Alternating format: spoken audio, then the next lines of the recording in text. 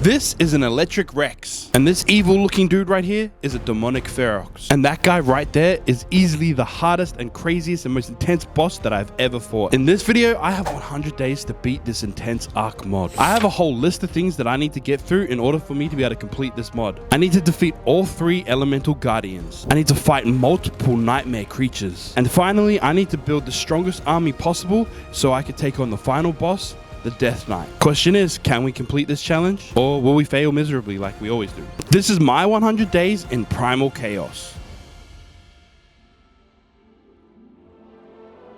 Welcome homies and homettes to a crazy Primal Chaos adventure. We are back playing on the modded map, Amissa. I decided to spawn in Amissa City. This is the easiest place to spawn in on this map, and because I suck at this game, I need all the advantages I can get. This gives us an easy opportunity to start punching some trees for some thatch and some wood, so we can get a decent start in this game. You guys know how this goes by now. I then run down these temple stairs, take a look outside to the grassland, and then I see this. Oh my lord, skis. What is that? It's a big ass trike. Yes, indeed, this is a big ass trike. Of course, my curiosity got the better of me. I needed to see what would happen if I punch it. I mean, what did you expect? Okay, spawning back in. Hopefully we can get a good, decent start this time. I start by picking some berries so we can get some fiber and obviously some berries and maybe a couple levels. We then get rapidly approached by this big green dodo. It's not friendly. Oh, crap. You look down at chat for 1 second. You get attacked by a freaking snot-covered dodo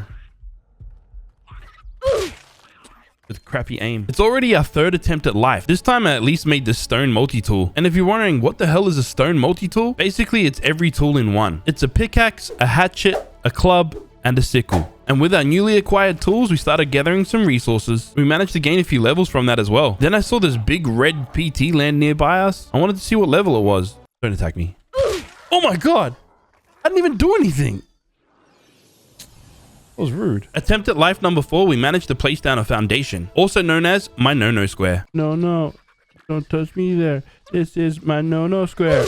It's official, these predatory dodos can't respect boundaries. What next? These guys might just slide into my Twitch whispers. Who knows? Anyways, as you can probably tell, we're finding it really difficult to get a decent start in this game. Not only is it predatory dodos absolutely murdering us, but it's also stupid mistakes. Oh shoot. See? Prime example. Unfortunately, cliff edges and me don't mix. Damn it. It's already day 2 and we're still having a pretty rough start in this adventure. These dodos have been damn brutal, but we managed to make one of these reusable spears, so hopefully that can help us defend ourselves. Now, I'm pretty confident that we can kill the green dodos. I'm not so confident against the red ones. This one's faster than the green ones, I'm pretty sure. Probably catch me, but if I zigzag... trying to zigzag... I'm out of stamina. No, run!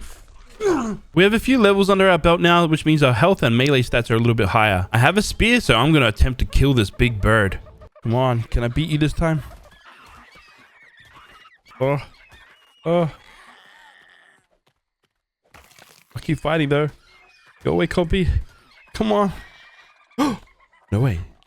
We killed it. We killed a compy. We killed things. Just killing things in general is good. Killing all of these creatures proves that we are the apex predator in this game. Well, that is of course unless you're extremely outnumbered by a bunch of these overgrown chickens. It's now day 3, we made ourselves a multi-tool, and we managed to lay down our first foundations of our starter base. We managed to find a little plot of land that didn't seem to have any dangerous dodos around it. This allowed us to set up this base.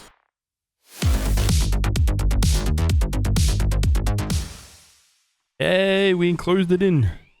Now we're somewhat safe, I guess. We were finally safe from all the dangers in this world. The only thing that we weren't safe from was our own stupidity. Damn. Forgot about food and water. Yeah, I was so excited about setting up our base finally that, I forgot to drink and eat. I finally awoke from our beauty sleep, then went straight over to this little watering hole and drank some of the sweet nectar of the gods. You know one of the dinos that I really hate? These guys. Yeah, they're the worst. But I also wanted to kill it so I can get some hide, so I could craft this refining forge. I then go out and start asserting my dominance against our biggest foe in this 100 days so far. Stupid green wannabe chicken mother... I of course needed their skin so I could make another workstation, like this Primal smithy. It's like a normal smithy, but it's primal. Basically in this, I can make all of the modded items that I need, like different weapons and tools, all the variations of kibbles that we'll need to be able to tame some of these modded creatures, and a bunch of other things. I soon realized there was a different forge that we could have made this entire time, so I went and made this. This is the Primal forge, and in this you can make different variations of metal ingots, which of course we need to be able to craft some of the modded stuff in this game as well. Next I made this unique spear called the Primal spear. What exactly is so unique about this spear? Well, basically, when you stick it into things, it also deals torpor damage as well. And it's also reusable, so I don't have to make a whole bunch of them. I spend what feels like a lifetime trying to take down this turtle. It must have a crazy amount of torpor because we don't seem to knock it out at all. In the end, it just decides to die. As I run towards my base, I see this tiny little creature in the grass. What is that thing? Like a mini Serato thing? I can claim it? No way. Never would have thought that a Ceratosaurus was going to be our first ever tame in this game. I instruct this little baby to move a little bit closer to our base. Hopefully it stays alive here. I don't know. I then decide to head out to try and find myself some metal. Once again, we get tracked down by some dodos. I managed to get the slip on that red one, spot another one that wasn't facing me, so I decided to shove this spear up its butt. As it ran away, I went to go chase it down. Then I got gangbanged by all of its friends. Oh shit. Freaking alpha. I'd forgotten to place down a bed in our base, so we have to spawn back here in a City. It's okay though, because our base isn't that far away from the spawn area. We'd managed to scavenge a little bit of metal from hitting the rocks around us, and with that metal, I could then turn it into this beta metal. Because we had killed some beta creatures, we'd been able to harvest their blood, and then you use that to be able to make this beta ingots. And with those ingots, I was able to make this Primal grappling bow, which is basically a reusable grapple hook, and this paired with a reusable parachute allows us to safely climb up this mountain where I can get my hands on some raw metal. And to get home, I just need to jump off the side of this mountain and glide on back to base. It wasn't a lot of metal, but it was enough for us to be able to get a start at least. Stop! What's up? Hello, me, AronAztek. We're here. Yes, not a normal ad read, not a normal brand deal. You already know what it is. Today, we're representing my merchandise. Yes, you can go and cop this in my store below. Go and click it. Go and check some of the coolest merch out in the game right now. You've seen the Dodo Gang hoodie, but now we've got the Dragon hoodie on. This seems to be a lot of people's favorite hoodie so far. It's been our most popular seller, I guess, with the dragon on the back. Yeah, make sure you go cop it. Enjoy it. Wear it. Love it. Cozy. Day 4, with our grapple hook and parachute in hand, we were able to traverse to another area. And yes, because I have played this map before, I know of a few locations to be able to get some good starter resources. Like this spot near the beach is a great place to get some early crystal and obviously a whole bunch of metal. We have a pretty full inventory of resources, but then I realized we're about to pass out from thirst. So I begin heading back to base as quick as possible.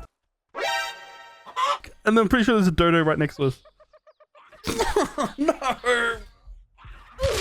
Mistakes were definitely made. Oh yeah, and once again, I forgot to place a bed down, so we're spawning back into City. I arrived back at base and there was enough metal cooked so I could make myself a normal smithy. Then we went back out to go and get our stuff back, trying to remain cautious and trying to avoid all of these freaking dodos. The dumb chickens were still around my dead body, so we couldn't get our stuff back. Instead, I got their attention and started kiting them away. Once I finally got them far enough away from my body, I charged back in to go and loot my stuff. No! Why? Open. Get out. Run. I just need to jump off something. I managed to make my grand escape thanks to the grapple hook and parachute combo. But then I encountered my other worst enemy, stupid ARK bugs. Yeah, you guys know that crossbow reload bug? It cost me my life and all of our inventory. I really need to consider making a bed back at base so we don't have to keep running back to base whenever we die. And to craft a bed, that requires hide. We're struggling to kill most creatures. Hopefully this PT will go down before it will fly away. Nope, it flew away. And who in their right mind really thinks that killing a big oversized trike like this is a great way to get some hide? Of course, it's me, idiot.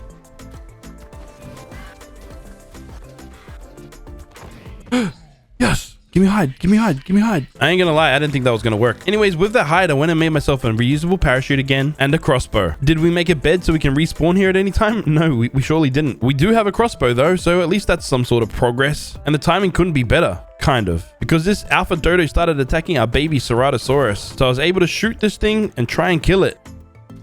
Yeah, our little baby didn't survive.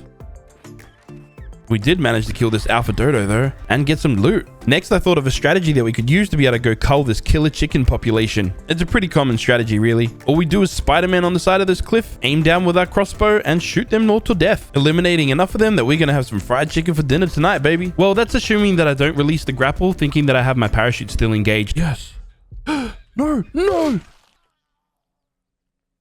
I thought I had the parachute engaged. Mistakes were definitely made, but hey, we finally made a bed, and that counts for something, right? And in case you were wondering, we did manage to make it back to our dead body, collect all of our stuff, and harvest these chicken corpses. It's day 5 and we're moving up in the world, baby. Yes, we're making the metal multi-tool. Never really thought I'd be so excited about a tool in this game, but the last few days have been quite horrific, so it's, you know, we gotta celebrate our wins, right? This metal multi-tool also comes with a club that we use to bonk this dodo. And of course, tame it so it can start producing us some eggs. Well, not this one because it is a male. But once we get a female, having a male and female next to each other kind of helps the production of eggs. Anyways, my aim right now is to go and collect some more resources, you know, with our really cool new metal multi-tool. This new tool is a massive upgrade. We are harvesting a whole lot more metal than we were earlier. We stock up on some crystal while we're here as well. I mean, we might as well. Now we just got to safely make it back to base and avoid shadow turkeys like that. Things are really starting to look up when we're not getting chased by murderous chickens, and we managed to make it back to base safely. Since we had gathered some crystal, we were now able to make the awesome spyglass. This will make it much easier for us to be able to spot the creatures in this world and know their stats and levels and health and, you know, all the stuff. And because we had killed a couple creatures and gathered their blood, we were now able to make some of these alpha narcotics, which I could then use to go full Bill Cosby and put some of these creatures in this world asleep and do whatever I please with them.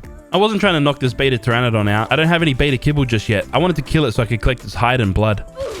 Oh, you thought I'd actually win that fight? No way. Yeah, I suck. Don't worry, now that we know that they don't fly to go and attack us, we can just kind of run away. This is definitely the smarter way to do it. And with the metal pickaxe, we gather a lot more hide and blood than we did earlier. I noticed this alpha parasol was only a level 10, so this might be an easy way for us to get some alpha blood. Little did I know that when you shoot them, they're quite aggressive, and they don't run away like their vanilla counterparts. Shit. Damn it. I quickly returned to go and retrieve my stuff from near this alpha parasaur, but it's so damn hard to see loot bags in this game. The grass is too long and it's brown, so, you know, it's hard to find. And to top it off, that alpha parasaur still held a grudge. We found our bag though. Thankfully, we got our stuff back and was able to continue doing our thing. What exactly is that thing? Well, I don't know, but I'm sure it's important. I had previously made this mortar and pestle, and we gathered some keratin and some stone so we could turn it into cementing paste. Why did I need cementing paste this early in the game? That's so I could make this personal grave. This is from the death recovery mod. Basically, it allows us to get all of our inventory back after we die. Day 6, we make our way over to the beach. No, we're not coming over here for a leisurely dip in the water. We're here to dominate the faces of these big chickens. I have an alpha pike now, and it's really strong, so they die quick. Oh, he went down quick. Oh, he did. Oh, crap. Alpha 1. Oh, he hurts. Go down. Yes, run away, you little bitch. We're actually here on a mission to kill a trilobite. Trilobites can be an easy way to get your hands on some chitin in the early game because they have pretty low health and they yield a lot of chitin. I kind of forgot the whole thing about, you know, not being able to breathe underwater. See, now I'm really glad that we have the death recovery mod here. With the chitin that we had collected, I can now craft ourselves a PT saddle in preparation for, yes, you guessed it, going to tame ourselves a pteranodon. I guess now all we need to do is find ourselves a pteranodon that we can tame. Ooh. Oh, raptors, no thank you. That's I'm gonna pass on you. We stumbled upon this pteranodon. It's only a level 50, but it'll do for now. I bowled the pteranodon and then got hit by one of these stupid chickens again. I managed to shoot the pteranodon with one of these modded trank arrows. Then I dealt with the stupid chicken. With this weak and helpless pteranodon knocked out, I enact the first step of our grooming technique, making sure it's well fed. Now we must wait until they feel helpless and alone, and then they become our friend. In the meantime, I assert my dominance against these dumb chickens. And just like that, we now have our very first proper tame, a pteranodon. I put a saddle on its back and hit the skies for the very first time. I still can't believe it took us freaking 6 days to get to this point. After a quick stop off a base, we then hit the skies once again to go out and explore. Problem is, this pteranodon kind of sucks and has extremely low stamina. But we do manage to spot this female dodo, so I quickly abduct it and run out of stamina before we can make it anywhere. It's okay though, we survived long enough to be able to make it back to base with this new dodo. Then a few quick swift bonks to the head, some tasty berries shoved up its butt, and this dodo vows to be our friend for the rest of its life, which probably won't be long if I'm honest. Now we have a pair of dodos that can start producing us some eggs. We then head back out to go and contemplate our life choices. Day 7, whilst we're out exploring, we heard some weird noises. Now, most sane people would try and avoid these noises, but I was curious and wanted to go investigate. I don't think this was making the noises, but that is a big green giga. Level 10 beta giga. Whoa, it has 240k health?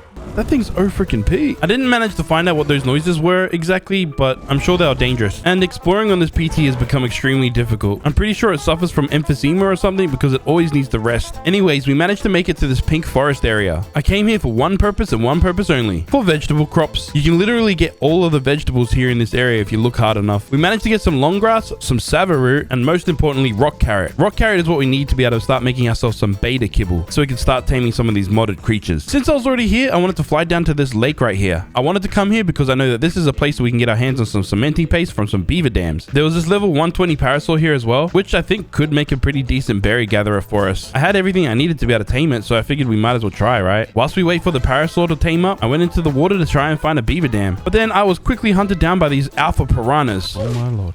Since we're already back at base, we got all of our stuff back. I went to check the Primal smithy to see exactly what I needed to be able to make some of this beta kibble. We're only missing a couple narco berries, so we're going to be able to start taming ourselves some beta creatures. So of course, first thing I did was run straight outside, use my hands to pick up a bunch of these berries, and murder this helpless pteranodon. It's a level 15. It doesn't deserve life. Next, I head on inside and go and make ourselves our very first beta kibble. Day 8, we head on out on a mission to find ourselves our first beta dino that we can tame. I remembered that I installed this dino finder mod into the server. This gives us a pretty big advantage on being able to find exactly what we need. We spotted a high level beta pteranodon on the map, then started heading straight towards it. Again, we were soon reminded how bad this PT that we currently have is. We stopped for a little rest and got shot by a Dilo. Thankfully, it was only a weak vanilla dino. Anything stronger, it probably would have one-shot us. After, for what felt like a lifetime just trying to make it over to the redwood so we can make it to this pteranodon, we finally arrived. I made sure to put our current PT away in a soul ball just to keep it safe. This beta PT kept flying around, so I kept trying to bowler it,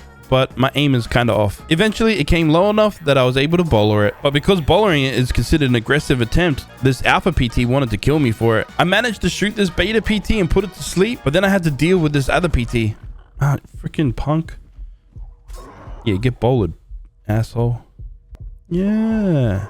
Stupid freaking PT, go down. Once everything settled down, I fed this PT its kibble and it tamed up instantly. I don't currently have a saddle for this PT, so we're just gonna have to head back to base. This is a kind of cheesy way to get back to base quickly, but basically we just wait to die. And just like that, we make it back to base quickly and secure all of our goods from the death recovery mod. I also made myself an alpha helmet. I can't afford to make anything else just yet, but hey, at least our head is protected. We secured this new beta pteranodon, and of course I had to name him. I went ahead and named this beta pteranodon James. Everyone in the comment section, say, hey James. James's stats are significantly better than its vanilla counterpart. It has significantly higher amount of stamina, so we're able to explore more of the map easier, which allowed us to find another river here that held another beaver dam. Of course, I took this opportunity to try and go and collect some cementing paste. On a mission, where are the beavers? I need to know where they are before I collect this stuff. Okay, there's one there. Is that it? That all we're worried about? Oh, okay. There's a modded one.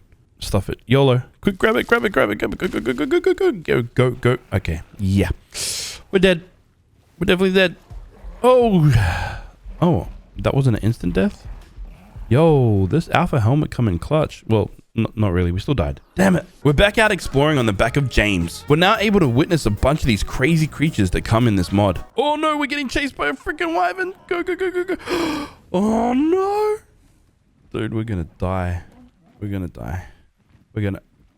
Oh, it forgot about us. Sick. Yes. Day 9, we went out to do some further exploring, scouting out a forever base location. This place kind of looked cool and different. It was up high so we could avoid a lot of the dangers that spawn in, and it was flat enough and big enough to build a base. But let's keep exploring and see what else we have for options. Whilst flying through the snow, we found this broken ruined temple castle thing. Of course, I had to go investigate. This wasn't here the last time I played this map. Must be new in the update. I made sure to walk because I was worried that you couldn't fly in here. It might be considered a cave. And then this happened. Whoa, what the heck? Did we just teleport? What the?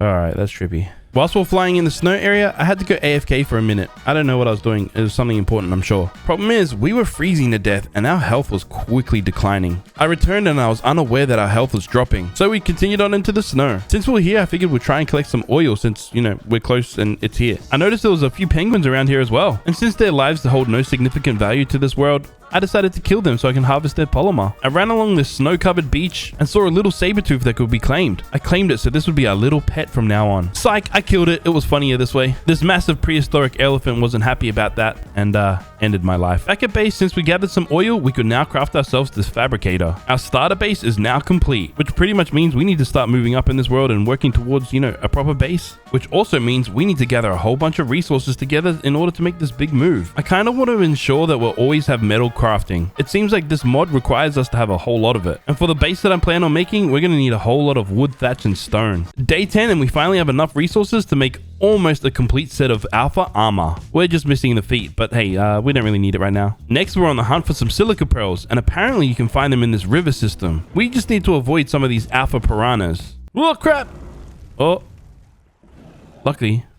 Luckily, we can survive long enough to not die immediately because of the new armor set that we're wearing. I soon discovered that there's a whole bunch of silica pearls They're just located underneath this Hydro Spino and that Alpha Baryonyx. I know this is risky, but we try and gather as many as we possibly can before we get murdered by a level 30 Hydro Piranha. I didn't even know how that happened. Next, I go to scout out some possible base locations. I really do like this spot up here in this pink forest area, but because we built here on my Omega 100 days, I kind of don't want to do that again. Amissa has its own Wyvern trench as well. No Wyverns currently spawn here because it's a separate mod, and I didn't want to mess up the Primal Chaos spawns. Day 11, I was looking for some inspiration on a base location, and my friend Atlas was building in the redwoods over here. He built this tree platform base. In Primal Chaos, living on the ground can be extremely dangerous. Some of these creatures can absolutely one-shot and destroy your entire base, so this was a pretty smart idea if you ask me. Anyways, I was feeling quite parched, so we went down to the redwoods beach and drank some of the hydrating elixir. As we were flying around, I saw this kind of area. This would be kind of a cool place to build a base since it has 3 different biomes attached to it. I'd forgotten to previously mention that we had made this SCS terminal. I'd placed my dodos in there so they can start producing eggs passively. But now I need to go and tame this Beta Dodicarus. I don't really care what level it is, as I only really want it so I can collect some stone. Knocking this out is rather simple with these modded trank arrows. I fed it some kibble and it tamed up. Then we begin a rather large resource grind.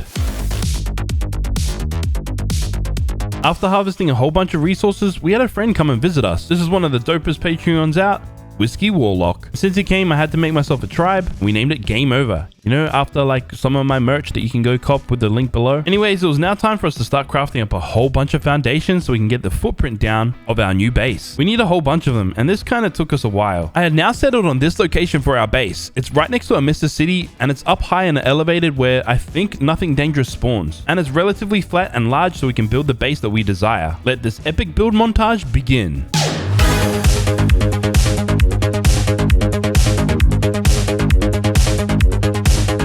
And there we have it. All of our foundations are down, and this is the basic footprint of our base. Now, the last time I designed a similar looking base, I asked you guys to name it. And one of the names that you guys came up with was called The Dong. So I think that's what I'm going to name this base. If you have any other creative names in the future, comment them below. Moving on, we obviously need to enclose this base, placing in some walls, some forges, some of our crafting benches, and the SCS terminal so we can keep our dinos safe. Even though we've been working hard grinding up a bunch of resources, we still didn't have nearly enough to be able to actually complete this base. So of course, we're back to smashing some rocks with our Beta Dodicarus. It started raining, so I quickly placed down these water tanks. We're not close to any water source that we can collect this water easily, so instead it'll be collected from the rain. If we have enough of them, it should be able to look after our crops once we finally make them. But we need to get back to this epic base building montage.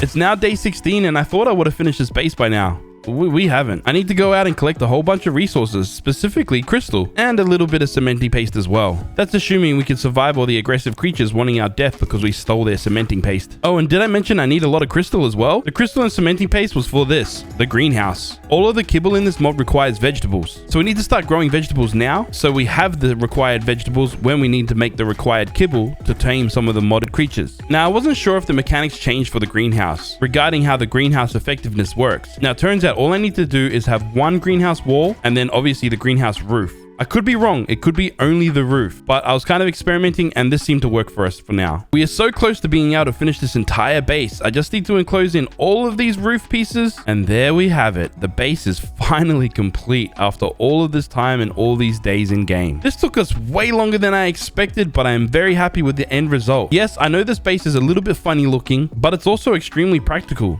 You see, right here is going to be our crafting room. This room's going to be for all of our crops, and this long shaft here is going to be our breeding area. Go ahead, you can call me a genius. I know I am. It's already day 18, and I have no idea where all the last couple days went. Well, I do actually. They all went into building this freaking base. It took us forever. But now that we have our base set and everything's kind of coming together and we're progressing, it's time for us to tame some modded creatures. Starting with this Beta Dodo. Yeah, remember those annoying stupid chickens from earlier? I need to tame one, specifically a female. If you haven't guessed why, well, it's so it can produce us some beta eggs, because we need beta eggs in order for us to be able to make alpha kibble. Our next set of goals are quite simple. I need to tame a few creatures that will help us passively generate certain resources. Whilst we do that, hopefully a couple beta eggs will appear in our SCS terminal. Then we can craft some alpha kibble and then go ahead and tame ourselves an alpha dino. Step 1, we're gonna go and capture and tame this dung beetle so it can produce some fertilizer for our garden. All right, just pick this guy up so he's safe from all the danger. Wait, it doesn't...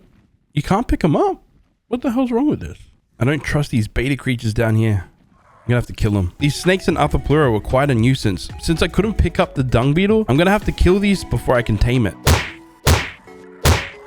With those pests gone, I fed a piece of poop to the dung beetle and claimed it as our own. I then flew on back to base and placed the dung beetle in the SCS terminal so it can start passively producing some fertilizer out of the poop that generates from it. Next, I want to get my hands on a giant queen bee. Again, another creature that can passively produce us some resources. For example, this will give us some honey. First, we need to destroy this beehive so it will release the queen bee, but we also need to avoid being hit by its little minions that come out of the beehive every time we hit it. As I was flying close to the ground, I saw this red shell poking out from the grass. This is an alpha Achatina. Now, I know we came out here to get a giant queen bee, but when an opportunity arises, you gotta take it. I managed to pick this and then I dropped it down next to our base. Now, it says it only requires alpha kibble to be able to tame this thing. I knocked it out with our magic trank arrows. Then I jumped on the back of James and started flying away. We needed to head over to this island because I was a little bit low on some of the vegetables, specifically citronal. And this island that I've dubbed Pirate Island has a lot of these farmlands that are a lot easier to see than the pink forest up in the skies. For some reason on this server, a lot of the stuff spoils quickly. I then went to go see exactly what we needed to be able to craft some of this alpha kibble, and we're just low on some cooked meat. I placed down a campfire, cooked up a little bit of meat, then made one singular alpha kibble. I ran out to this slumbering snail, fed it the kibble, and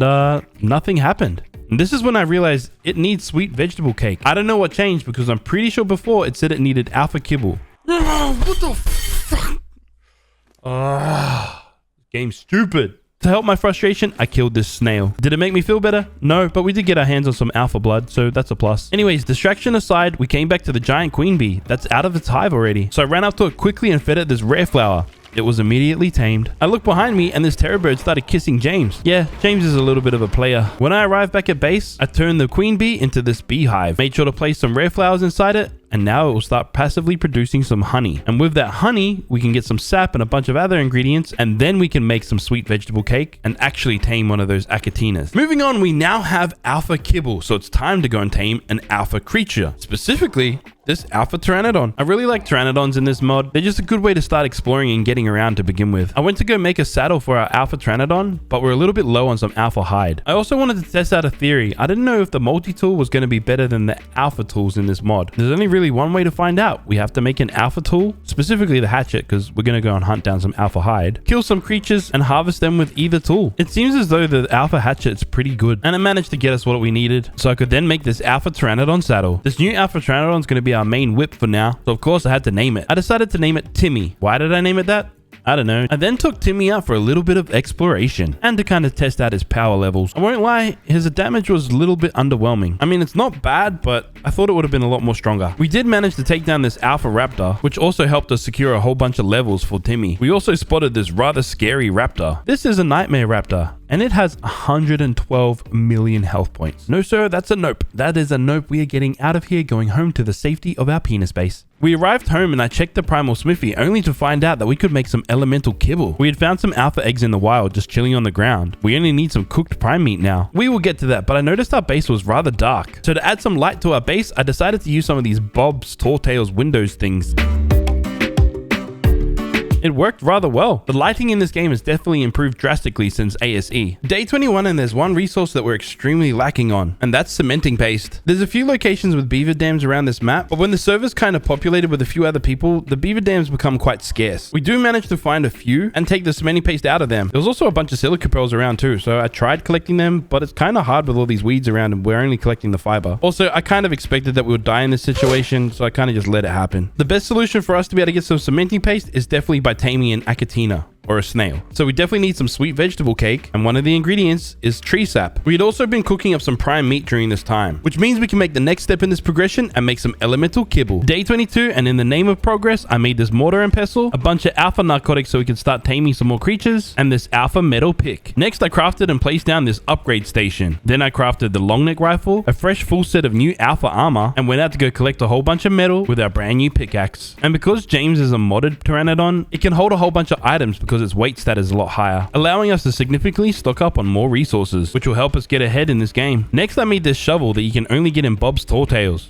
This is a little bit pay to win in my opinion, but I did pay for it, and I do intend on winning. All of our crops are now planted with all the necessary vegetables. We're just going to till the soil with the shovel so we can get a growth bonus. I now had to make a whole bunch of this simple rifle ammo so that I could make this alpha tranquilizer darts. Apparently these are just a lot stronger than using the arrows when knocking out some of the creatures. We have now progressed to the elemental level, meaning we can tame elemental creatures, and the first creature we want to tame is an electric griffin. Yes, Primal Chaos added griffins to the mod, and having a griffin will make taming other creatures significantly easier since you can shoot off the back of them. Griffins are hard to tame at the best of times, so building a trap might be the only way to do it. I had to test it out. I wanted to make sure I could fly on in, and then I could get out, but the griffin would stay in it. Alrighty, this should work. Let's go kite this griffin into the trap. This level 125 was the highest level griffin on the map, and it had pretty decent stats too. Getting its attention was kind of difficult. There were so many other creatures down there that it just wasn't bothered by me. I kept attacking it to try and gain its attention, but it just wouldn't follow me. A couple times I got a little bit too close and it hit me with its attack, which does quite a bit of damage. I figured I might just wait here until it kills everything down there and then we can kind of get its attention. Some things died, so I took this opportunity to go in and get its attention.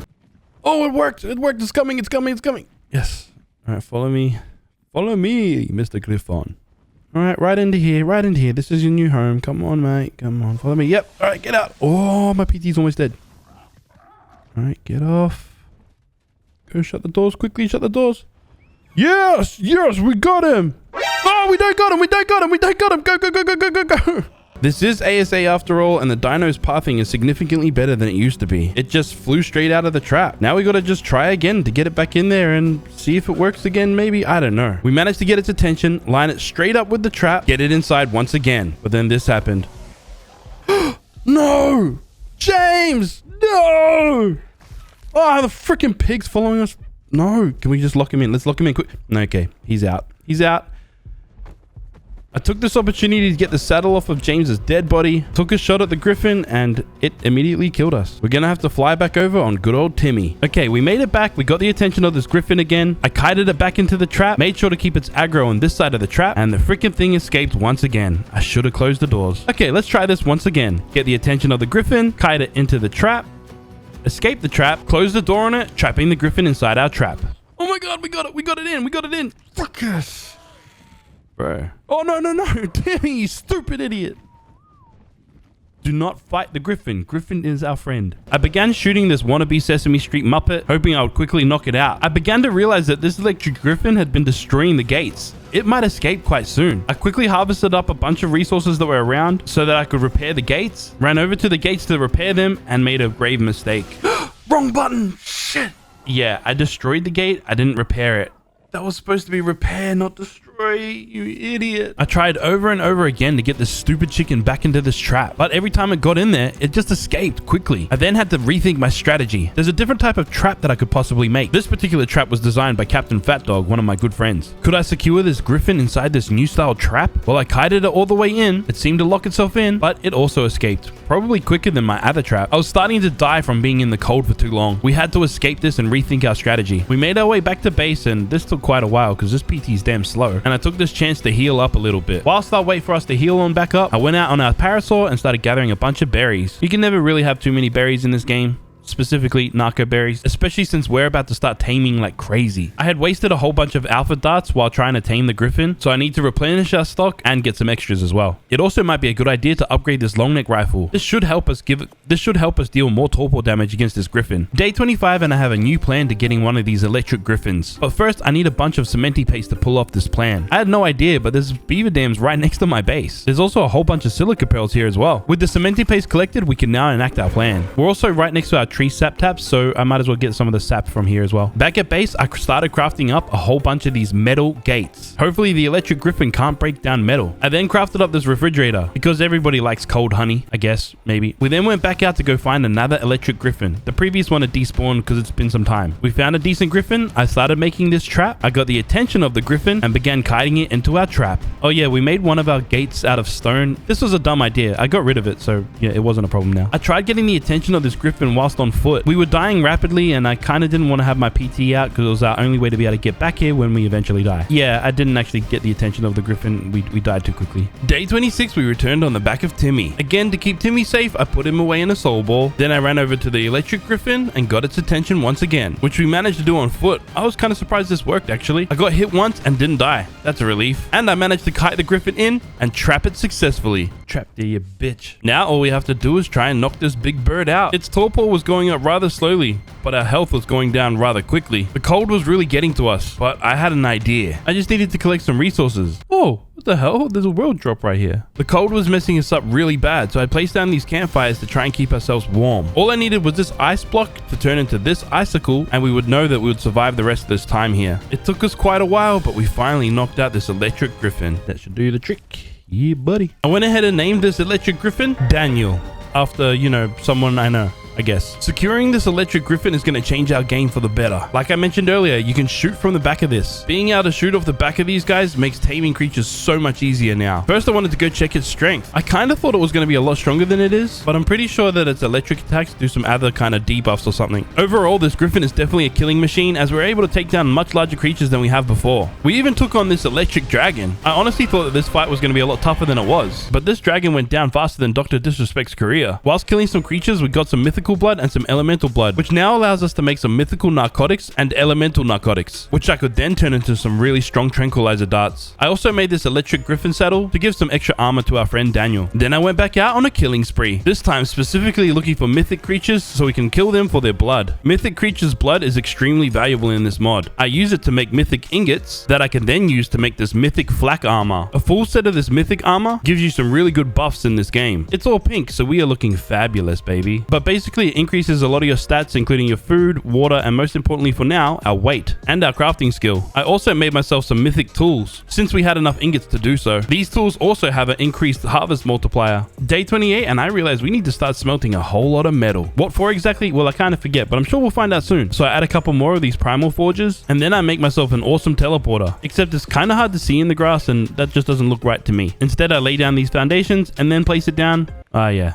That looks good. That's better. Next, I went to go hit some trees with my brand new hatchet, and we gather a whole lot more resources than we ever have before. We can also hold a lot more since the armor gives us added weight bonus. Next, I came over to this griffin trap and pulled it down. I flew over to another location and then reset up this trap because I wanted to trap this level 125 female griffin. Yes, we're looking for a mate for Daniel. Only problem is, I accidentally kited two of these guys, which made it a little bit harder to trap the one that we actually wanted. I ended up going into the trap myself just to protect myself. I realized that this one was a level 100, so even taming this one would have been okay. I just need a female. I can breed the stats that I want later. I didn't want to risk losing my only PT, so I had to do this on foot. I was curious to see if a bowler would work.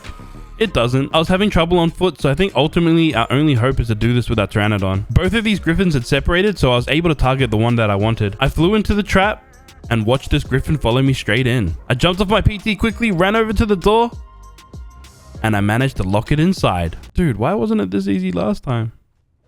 Damn. I'm happy, but damn. With this griffin trapped, we just had to go through the process of shooting it and then knocking it out once again. What up, Daniel? I got a friend for you. Come on over here. There you go, Daniel. This is your friend. You guys can have some privacy time. Wait, first, hold on. I got to name her. Her name is going to be Danielle. Get it? Because like Daniel and Danielle. Things are really starting to look up right now. Whilst we wait for the griffins to make some sweet love, I went and did some peaceful, cozy gardening. Our next goal is to start cooking up some veggie cake. I like cooking IRL and always wondered what a veggie cake would really taste like. Would you guys watch a video of me making the real veggie cake IRL? Anyways, we made this veggie cake and went to locate another one of these snails. This time, only the vanilla variant. This would be just a normal textbook tame. I bring it back to the safety of our base, get my trank arrows out and start shooting it. Put it to sleep. Check my inventory, start feeding it, and just wait for it to tame up. Nothing could go wrong, right? Wrong. Oh my god, you piece of shit. I guess we're gonna have to go and look for another snail. This one is the beta variant. I brought it up to our tree platform because I'm pretty sure nothing spawns up here that can kill it. It's weird because it says it needs beta kibble, but the moment it's knocked out, it says it needs sweet veggie cake. There was another nearby, so I picked this one up, put it to sleep, and fed it some sweet cake. As soon as both of these snails were tamed, I put them in soul balls, brought them back to base, threw them back out, and instructed them to start mating. These snails identify as non-binary, so there's no genders, so they can mate with whoever the hell they want and still produce babies. And now we must wait for an extremely long time and just kind of stare whilst this all happens. These babies are now born. I claimed them, then I put away their parents and placed them in the SCS terminal so they could generate us some cementing paste. Whilst we wait for the babies to grow up and some cementing paste to come into our SCS terminal, I went out to go murder some creatures. Day 31 begins with us killing some things. We've been getting our butt kicked by this mod for so long that it's finally nice to go out and absolutely dominate things. It was also time for Danielle and Daniel to breed once again. We scored ourselves another electric griffin egg. Next, I crafted this meat spoiler. I give you 2 guesses on what this thing does. If you guess that it spoils meat, guess what? You're correct. Next, I checked the SCS terminal only to realize that our snails hadn't been producing any cementing paste. So I made up another veggie cake and went out to go find a vanilla variant of these snails. This time I brought it inside the base just in case, you know, something snuck in and tried to kill it again. Since it was kind of a low level, it only took 1 arrow to knock it out. Next up, I made one of these potions. This is the alpha health potion. We have enough alpha blood now that we can kind of spare it to make this. Our snail is now tamed up. I went and put it in a soul ball, placed it in the terminal. Now we just have to wait and we'll check later to ensure that it's actually producing some cementing paste. I still had another vegetable cake, so I figured I'd go out and tame another one of these acatinas. It can't hurt, and the more we have, the more cementing paste we'll generate over time.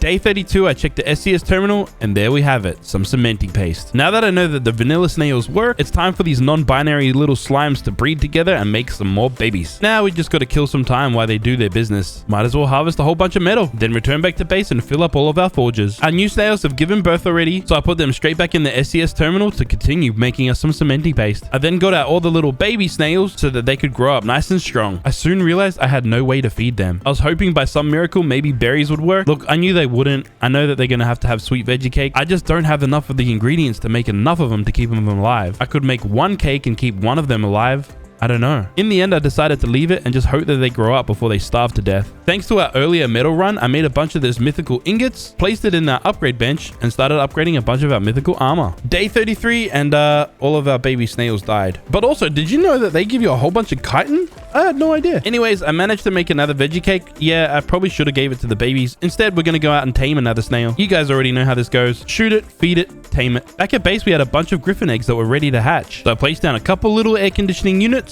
and began hatching these eggs. I can't lie, these baby griffins look pretty cool and kind of electric. Now, once again, we just need to play the waiting game. There's really not much for us to do whilst we wait for these babies to grow up. We could always use mythic blood, so at least this could keep us busy while we have to wait for things to happen. Day 34, we returned back to base with a whole bunch of mythic blood, some of which I turned into mythic ingots and the rest into mythic narcotics. It's time we start taming a whole bunch of creatures. We're up to the elemental tier of creatures, and we need to tame a few different creatures to be able to progress even further. I went ahead and upgraded our crossbow all the way up to ascendant level. Did I need to do this right now? No, not necessarily, but we got the resources and it's nice to have, I guess. Next, we had to leave because the server was shutting down. Gonna quickly pause it for a second there. I noticed a lot of the dinos in this map were kind of a low level, so I added this mod to it, the custom dino levels mod. When I returned back onto the server, I had made a mistake and forgot to record some parts of this day. But we tamed another creature that, again, I forgot to record. Say hello to my little friend, the electric Rex. Yeah, mistakes were made. I forgot to record. That was my bad. We left our electric Rex inside. I don't want to make use of it just yet because I plan on breeding it before I do anything, which means we're gonna need to find a mate for our brand new electric Rex. We did manage to find this level 55 male Rex. It's not really the highest level currently, and the custom levels mod that I put in, I forgot to change some settings to actually make it work. We still managed to tame this big beast. I can breed stats together and make this kind of work for us in the end anyway. At least this way we're gonna have some spare Rexes. Took this big buddy home and started breeding these guys together. Whilst we're minding our own business around base, I kept hearing weird and annoying noises around the area.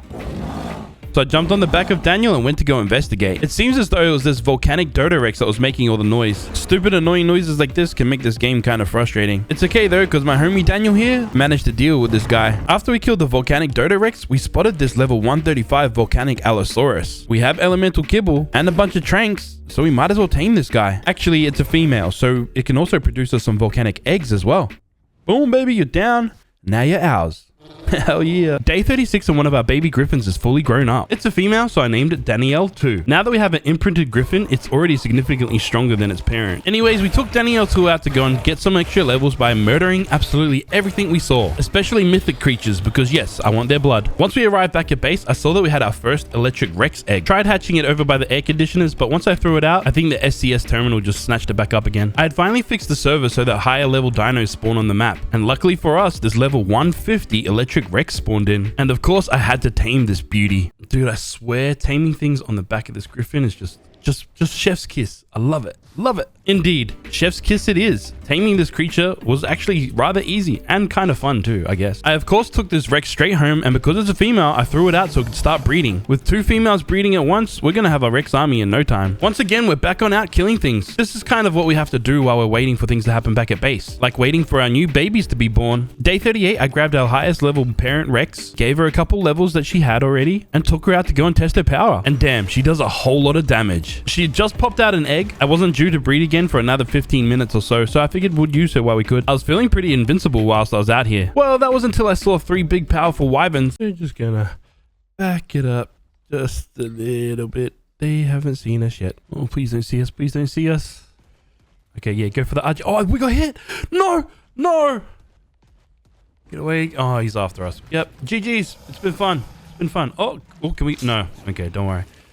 Thank you. Thank you for your time. We may have lost an electric Rex, but it's not the end of the world. We managed to get some mythic blood, so used that, turned it into mythic ingots, and then started upgrading a bunch of our armor. Every now and then I check the creature finder to see what's around, and right next to our base was this Hydro Rex, level 145 as well, so we had to tame this beast. Now, since we're in the elemental tier, we need to tame all different element creatures. The 3 elements that are currently in this mod are electric, hydro, and volcanic. And just like good old Pokemon, certain elemental creatures have weaknesses and strengths against each other. I've kind of played this mod once before on a friend of mine's server. That's kind of how I already know some of these things, except I never actually fought any of the bosses and progressed any further than that. So it's basically up to here as far as I know what I'm doing. But for example, this volcanic deathworm actually does increased damage against me because I'm an electric griffin. I'm not too worried though because it's super weak and we're super strong. So this burning penis has now gone limp. Now that we have a whole bunch of dinos just chilling around our base, we should probably keep them well fed. I placed down this trough, filled it up with a bunch of meat and some berries eventually. Then we finally hit a high enough level so I could make this industrial cooker. This will help us make a bunch more of these health potions. I then traveled back to the desert because we found an oil vein, so I put an oil pump on it. I don't ever really come back to this, but hey, we have it in the server. Day 40, we searched through the creature finder to see if we can find anything decent. Maybe like a shiny dino. Not sure if I mentioned, but we do have the shiny dino mod on this map. I don't really figure out how to use it until later on in this game. We do manage to find a creature that we could go and tame. It's just really far away, so we teleport to the red obelisk because that's kind of the closest point to it. We have located this level 150 volcanic Dodo Rex. These are really good pre-tame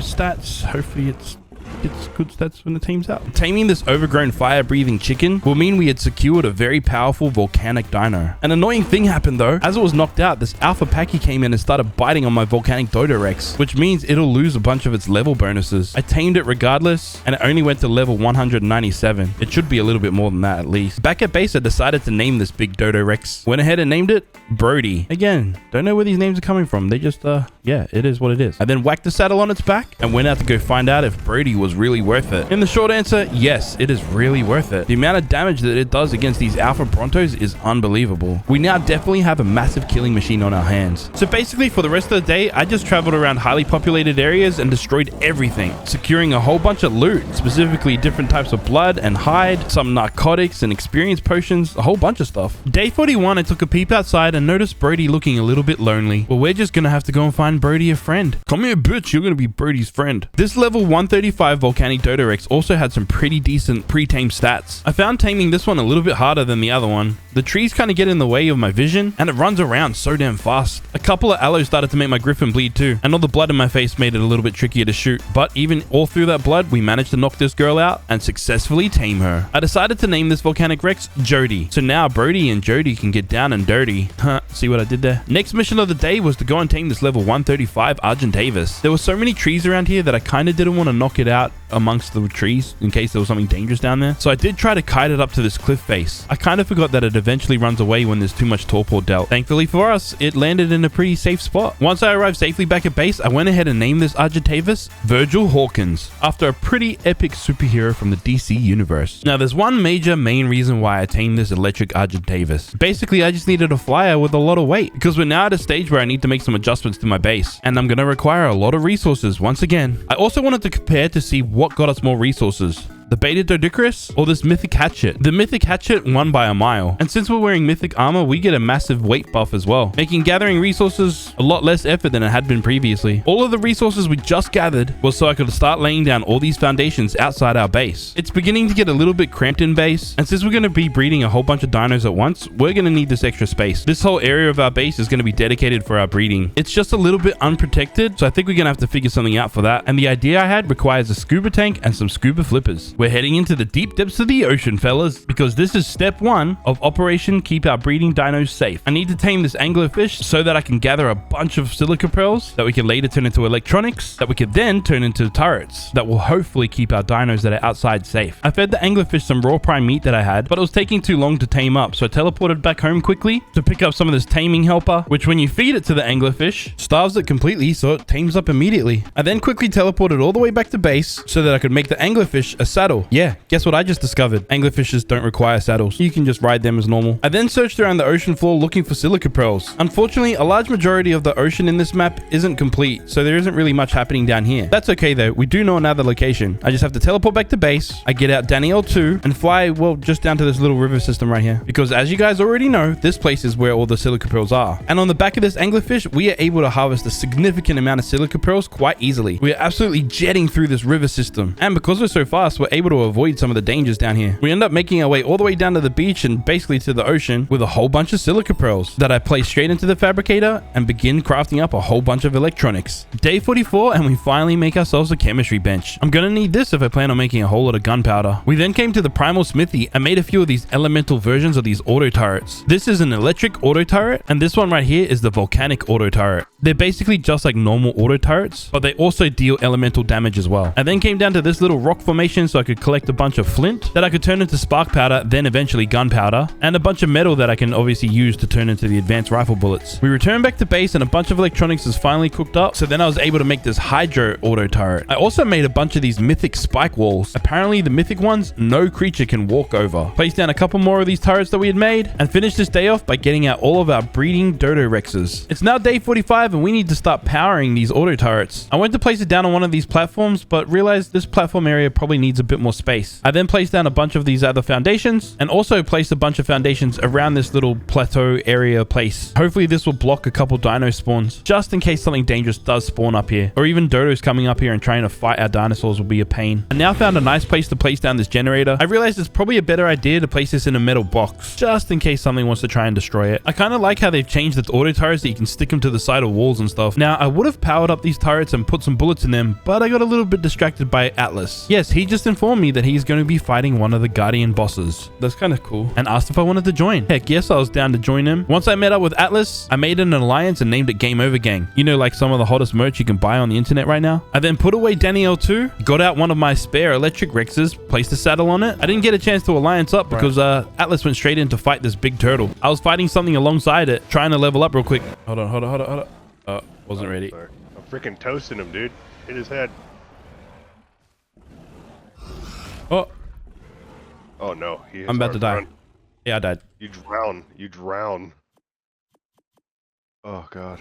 Run, Dodo Rex. Yes, unfortunately, our Rex had died. Atlas was still in the fight, and I tried to go join him, but I was getting attacked by a stupid raptor. Then I fell down this cliff and ended my life. Anyways, kind of gave up on that little excursion. We'll fight some bosses a little bit later. But for now, we're heading back over to the snow, to these oil fields. This is kind of a long flight, so I placed down this awesome teleporter, so we can just teleport here whenever I need to collect some more oil. I need the oil so I can turn it into gasoline for our turrets and our generators. Day 46, we flew over to another location to get some more oil. I want to stock up on this so I kind of never have to come back to it ever again, even though I just placed down a teleporter yesterday. You know what I mean. It had also been a little bit of time since I checked the oil pump that we made in the desert right here. Now, unless someone else has been here, there wasn't that much oil in it. it was kind of disappointing if I'm honest. Back at base, I made this industrial grill. We'll be cooking up barbecue in no time. Then I moved a couple of these air conditioners outside to make it a little bit easier to hatch these eggs. Then finally, we grabbed one of our newly fully grown volcanic dodo rexes and began slaying every creature in sight. It's now day 47 and I'm having way too much fun on this dodo rex. It runs super fast and burning everything alive is just chaotic and amazing. We really got to test ourselves against this legendary Indominus Rex. It's a high level as well, so I wasn't sure if we would win this one, but we laid down a lot of this firepower and deleted this big Rex out of existence. After we had all that fun basically making the dinos extinct once again, we came back to base so we could place down this industrial forge. I had to elevate it so we had some easy access to it whenever we needed. And of course, with our brand new toy, we're gonna have to start filling it up. Luckily, we found this place with a whole bunch of metal nodes. The mythic pickaxe is nice, but I wonder if we can gather more stuff if we upgrade it. I upgraded it as far as I could, and then we're just gonna have to test it out. Not on day 48 though, because we're out here murdering creatures once again. Kinda. Really, I just want some more mythic blood so we can make some more mythic ingots and upgrade the rest of our tools. We arrived back at base with a whole bunch of mythic blood, so I put it in the Primal forge and started cooking up some mythic ingots. Later in the day, a whole bunch was cooked up, so I placed everything that I needed into this upgrade bench, stripped naked because I like to get down like that, then began upgrading all of my armor. I thought we were doing our tools. We weren't. Armor makes more sense anyway.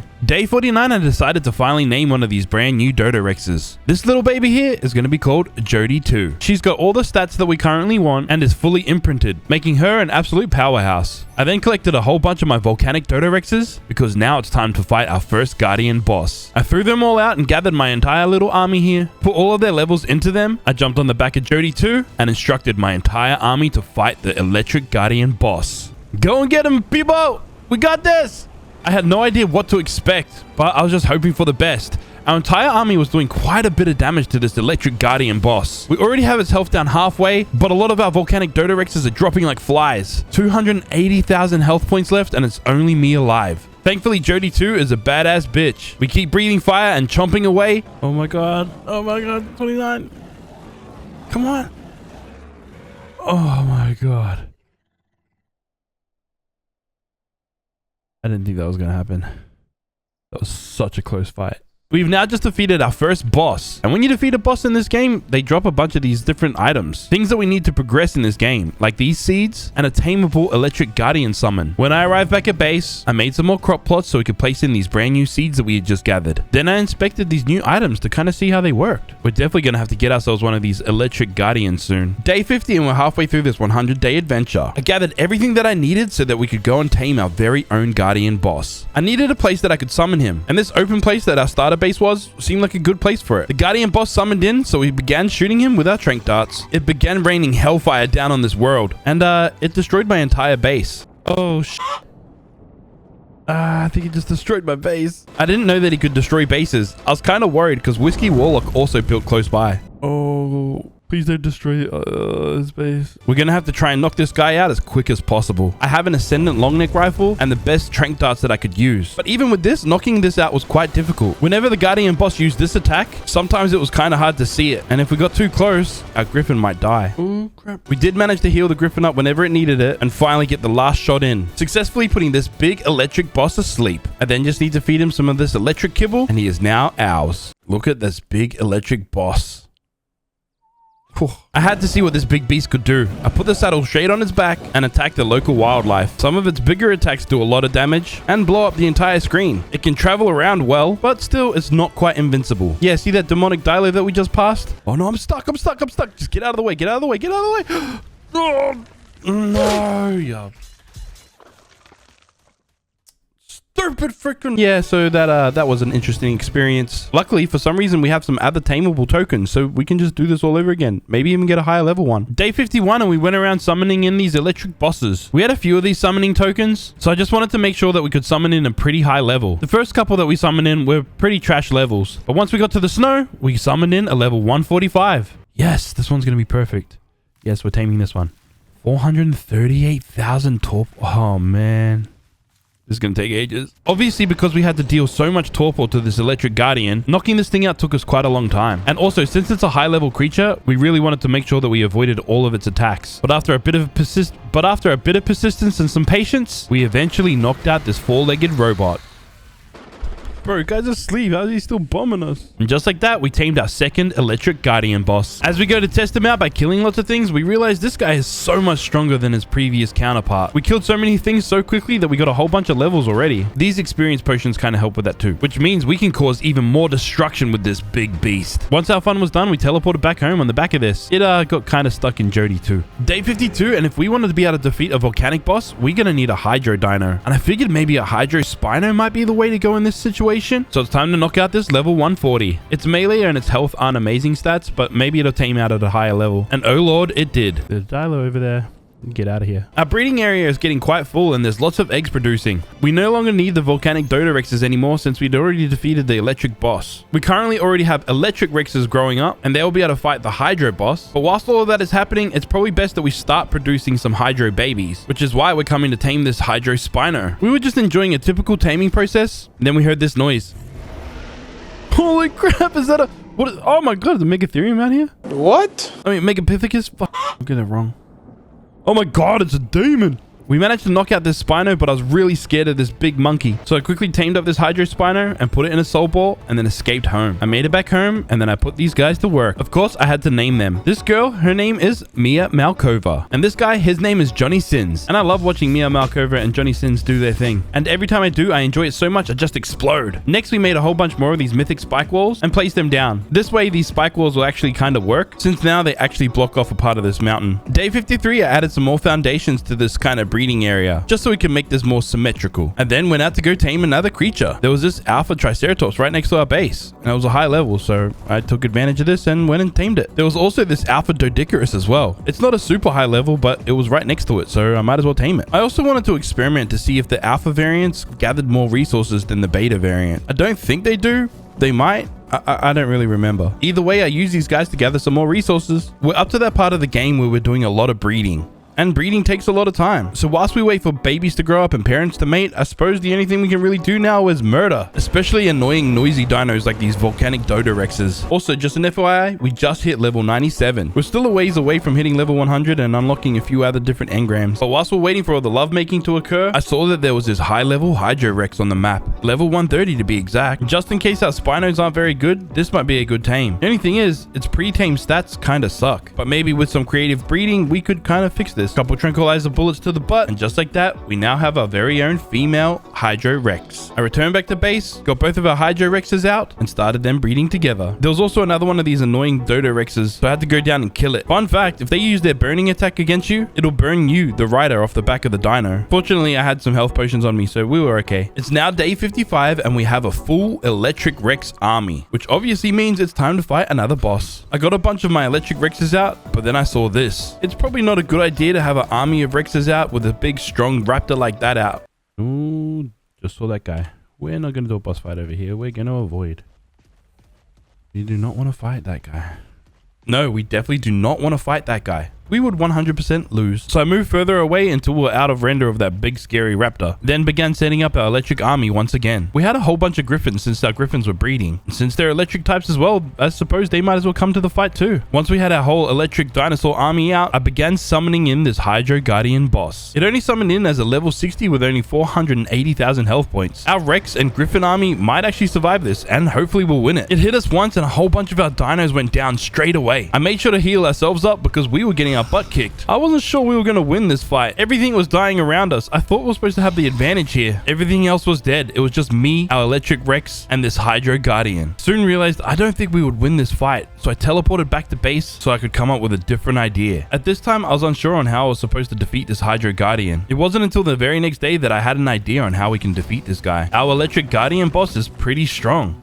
Maybe that's the solution. We returned back to this Hydro Guardian and I just full sent it in. The Hydro Guardian gives you a debuff that makes your dino drown, but our massive bomb attack like this absolutely decimates this Hydro Guardian. Initially, I was worried that we might lose this fight and then lose our Hydro Guardian. But right now, I think we're actually going to destroy this guy quickly. 100,000 health remaining. It's electrocuted, losing a lot of health. 30,000, 20,000, and it's now defeated. We have defeated our second Guardian boss, the Hydro Guardian. 2 out of 3 bosses defeated. Our progression is looking nice and stable now in this game. And now we have some new seeds. We're going to have to plant them in some new crop plots. I placed a few extra crop plots down and added these Hydro seeds alongside some fertilizer into this crop plot. Once we grow all of these different elemental fruits, we'll then be able to make some different kibble and tame some other dinos in this mod. But first, we have to summon in our very own tameable Hydro boss. Yes, this summoned in is a level 150. That was extremely lucky if you ask me. Now we just have to try and put 452,000 torpor points into this beast. I won't lie, this took us a really long time. But doing this in the desert was a lot easier. Since this land is just so open and flat, it was a lot easier to fly around, shoot, aim, and knock it out. It was just obviously very time consuming. Just like that, we have our very own Hydro Guardian boss. He has some pretty unique abilities as well. That's his AoE attack, which doing 3,000 damage is quite powerful. He can also summon these whirlpool tornado water thingies. They don't seem very effective. It seems like more of a gimmick to me. But ultimately, it's his AoE attack that does the most amount of damage. I wanted to see if he was any good underwater. For a turtle, he's actually quite slow.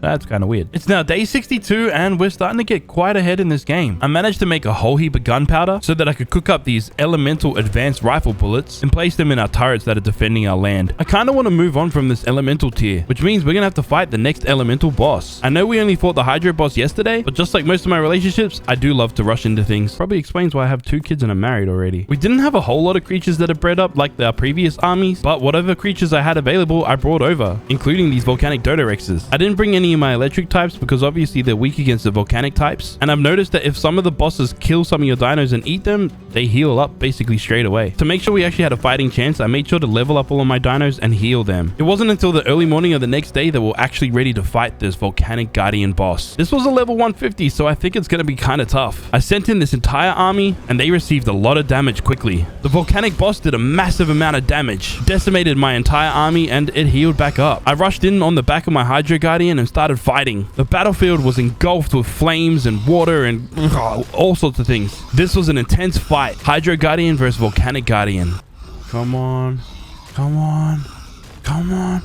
Go down, you bastard. You're dead. You're dead. I win. We won this fight. The third and final elemental boss has now been defeated. I get home and I plant this final seed. I planted 2 of these seeds so they'll grow a little bit faster and we can move on with our lives. I need a bunch of that fruit so we can make the next kibble to progress in this mod. But until that fruit is grown, I spent some time taming this Volcanic Guardian boss. Oh, this thing's crap.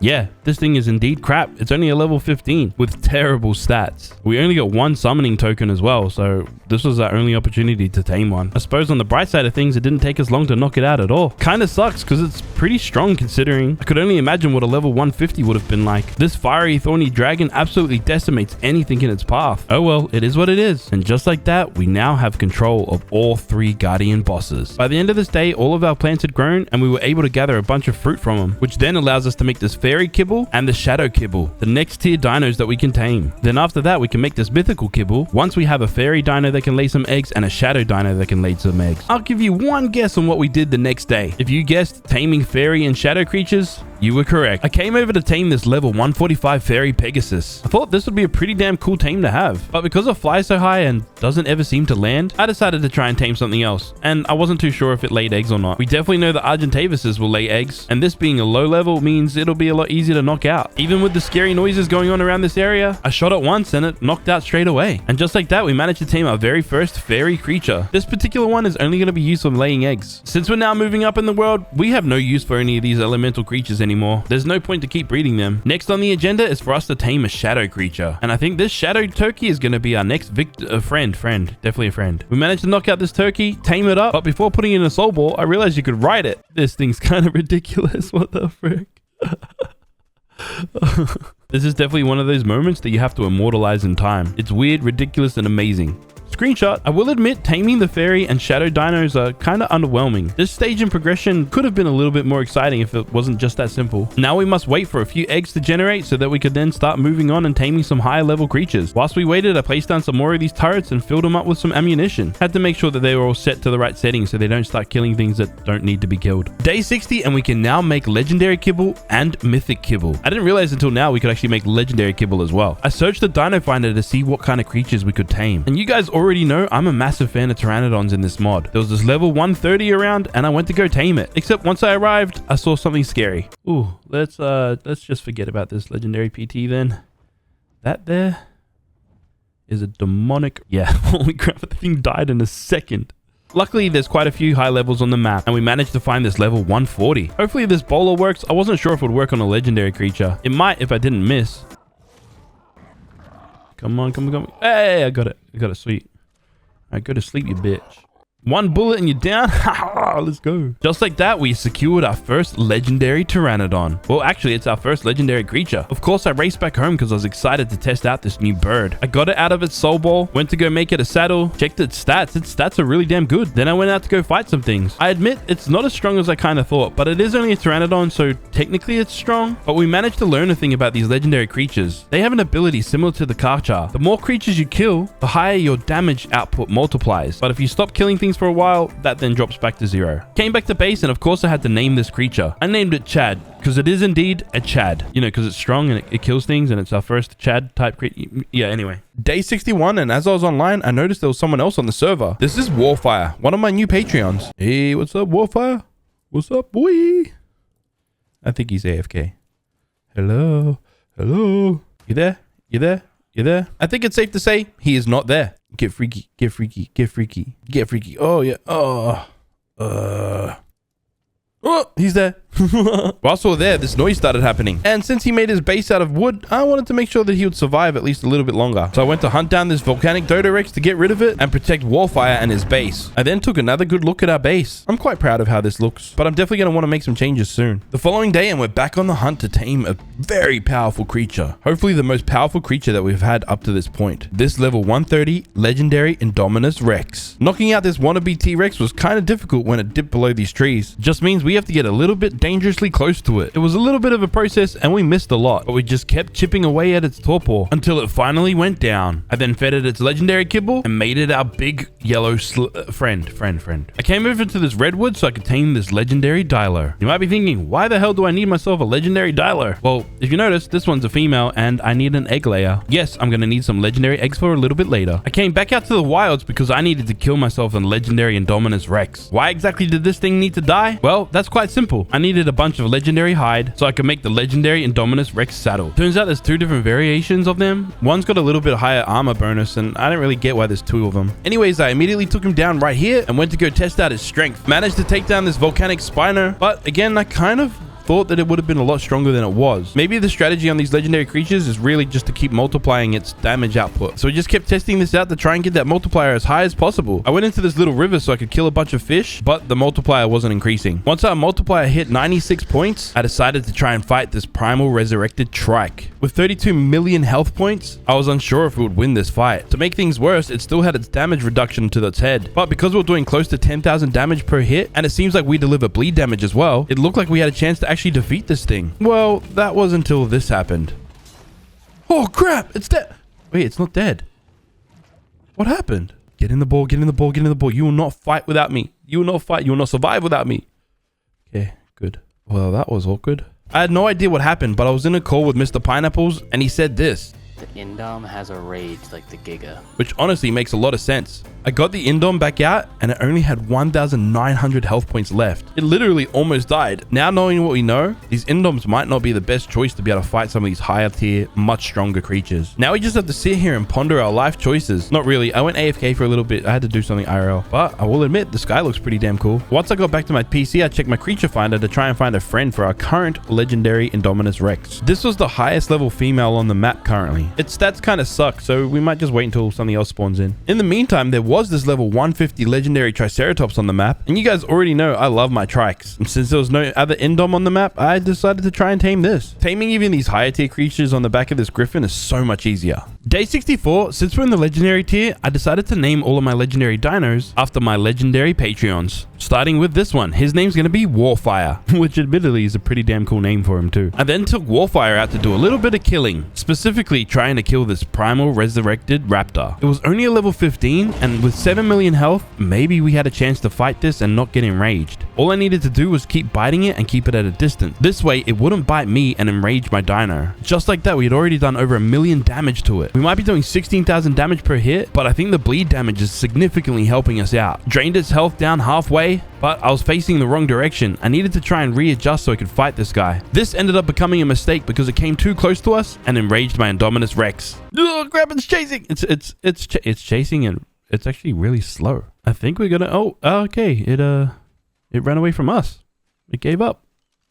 Okay. With the raptor running away from us, we ended up being able to escape. I now need to rethink my strategy on how we're supposed to progress in this mod. I then remembered that there's another strong dino that we could possibly tame. Yes, a legendary wyvern. You see, wyverns can go over max level, which gives them an advantage and could possibly be way stronger than any other creature in this game. Being that the legendary wyverns are flyers, taming this thing was kind of difficult. It would breathe fire on me, and since I'm only on an electric griffin, it would do a ton of damage. I had to heal up quickly. Without having access to those health potions, I'm sure we would have died. But because we did, we managed to knock out this big yellow wyvern. We had now secured ourselves a rather strong wyvern. 196,000 health points. I had to name this. I named it Whiskey Warlock. Again, after one of my awesome Patreons. Of course, I didn't hesitate. I wanted to test out its power. Being that this is a fire wyvern, its fire breath attack alone is pretty strong. It's now day 65, and since we're now knocking out creatures with a lot more torpor than we have previously, I went ahead and upgraded this long neck rifle as far as I possibly could. Well, with the resources that we currently have, that is. I then jumped on the back of Daniel 2 once again to go and tame another creature, like this female legendary wyvern. Obviously, we're here looking for a friend for Whiskey Warlock back at base. Knocking out this legendary wyvern was a little bit easier than before. It helps that our long neck is better than it was previously, and there were so many other creatures here that the legendary wyvern stayed distracted and didn't really focus on me that much. On the last shot that we got in, it set me and my griffin alight. I almost died. And I also realized I forgot to bring some kibble. So I quickly teleported back to base, crafted up the required kibble, returned to this legendary wyvern, opened up its inventory, and oh, hey, look. There's some wyvern milk. How cool. We had now successfully tamed a friend for Whiskey Warlock, who seems to have no interest in Whiskey Warlock currently. Dude, go back and, make love with Whiskey Warlock. Day 66, and I remembered to name this other wyvern that we had just tamed. I named it Sleeper Hazard. Again, another Patreon. I then got these wyverns breeding. It popped out a rather unusual textured egg. Now that we have the legendary dinos on lock, I thought it might have been time to go tame the next tier dino. There was one really close to base, this demonic Ferox. I lined up a shot with my tranks, shot it, and nothing happened. Dude, what the hell? Am I just missing? Like nothing? What the hell? Later on, I discovered that there's a different way to be able to tame demonic creatures. You can't just trank them like normal. So for the rest of the day, I just decided to go kill things because that's all I can really do right now until our wyverns breed up and raise a whole army of baby wyverns. Oh, I also went to go visit Mr. Pineapples. He was also AFK, so, it was a good time to take a photo. And by the end of this day, one of our wyvern eggs was ready to hatch. This little baby legendary wyvern hatched. We checked it out. Its stats were pretty decent. We just have to wait for it to fully mature. Day 67 and our new baby legendary wyvern is fully grown up. So we named it Curtis. Again, they're all basically named after all of my Patreons. Anyways, we took Curtis out to see how much damage it could do. And yeah, it destroys everything. The mere fact that this is fully imprinted and already comes with a whole bunch of melee points makes Curtis a force to be reckoned with. Except for when it fights a demonic Reaper Queen. Damn! Anyways, we discovered what we needed in order to be able to tame ourselves our very own demonic creature. We need a demonic rocket launcher, which we haven't unlocked yet. I need to try and figure out how exactly we need to do this. In the meantime, these legendary creatures in the dark look pretty damn cool. So again, photo time, cha-ching. Also, since Curtis died, we have to wait for another wyvern to grow up. Day 8, I jumped on the back of Sleeping Hazard. Yes, one of our breeding wyverns, but we need to get the move on if we want to try and progress. I believe in order for us to be able to unlock the demonic rocket launcher, I need to kill one of these resurrected dinos. 39 million. Nope. Yeah, 39 million health dino might have been a little tough. Maybe this primal resurrected trike might have been our answer. Unfortunately, the damage resistance in its head was a little bit tough to get past. We searched the creature finder to see if there was anything else on the map that was a little bit weaker and, maybe something we could kill. And we discovered that there was this primal resurrected Carnosaurus, which being a level 50 made it the weakest one on the map currently. And with that, we began this long perilous fight against this red-boned beast. We found a few issues when fighting this thing that kind of made it a little bit harder than I thought it was going to be. Damn, it heals too quick. If you don't continuously fight it, it'll heal up completely. So in this instance, I had to dip. I have to rethink my strategy and maybe come back with an imprinted dino that can, maybe fight this thing easier. I don't know. It's now day funny number. And because we're killing so many other creatures out in the world, I created a vault so we could store a lot of our goods. I then went out to go hunt down a demonic creature. I need to kill one and harvest its hide and blood so I can eventually craft one of these demonic rocket launchers. They're not too hard to find. Just look for a whole landmass on fire. You'll usually find a demonic creature there. And demonic dilos seem to have the least amount of health, so they might be the easiest thing for us to kill. Or not.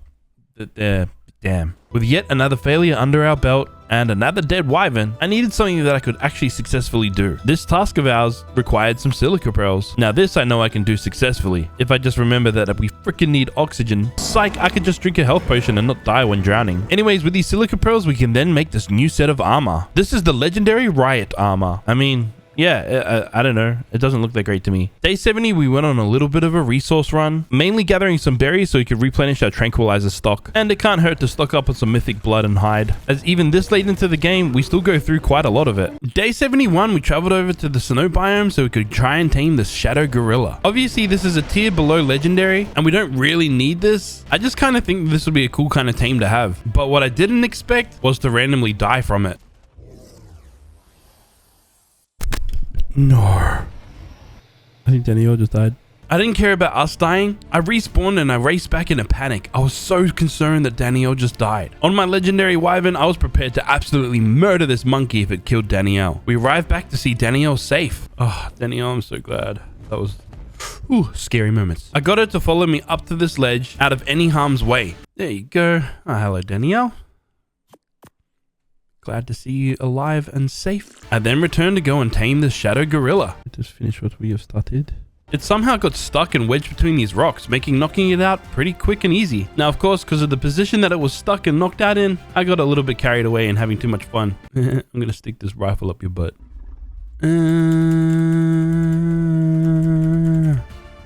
Anyways, we are now the proud master of the shadow gorilla. Of course, I had to see if it was powerful. I mean, comparatively to the legendaries, no, but maybe for the shadow tiers, it's pretty strong, I guess. Either way, it's a pretty damn cool tame to have.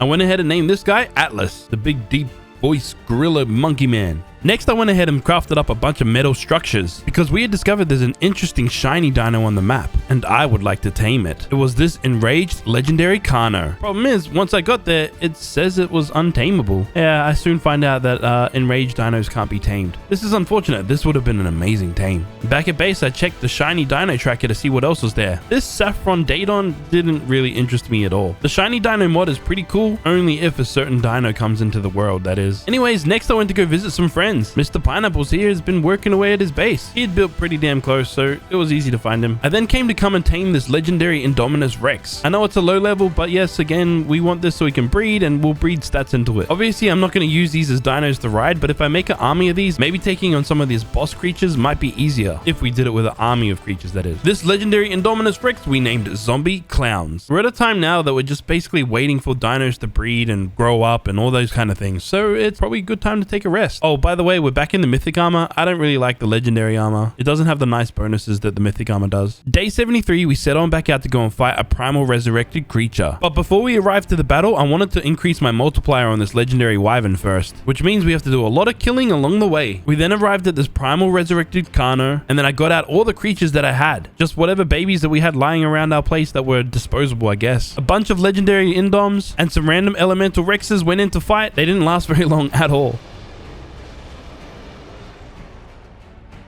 In the end, I had to fight this thing one-on-one. I kept biting away, trying to keep its bleed damage up and inflaming it at the same time. Tried my best to drop some heals at times, but one of the biggest factors that hindered us in this fight was the fact that our stamina was drained, meaning I could only bite. I couldn't use my flame attack. Thankfully, we were able to chip away at its health.